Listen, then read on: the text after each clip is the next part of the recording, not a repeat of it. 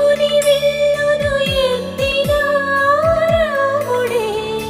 ఎత్తగలడా సీత జడను తాళి కట్టే వేళలో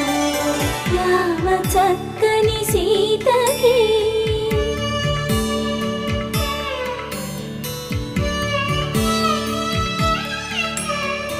ఎర్ర జాబిలి చేయి రాముడేడని అడుగుతుంటే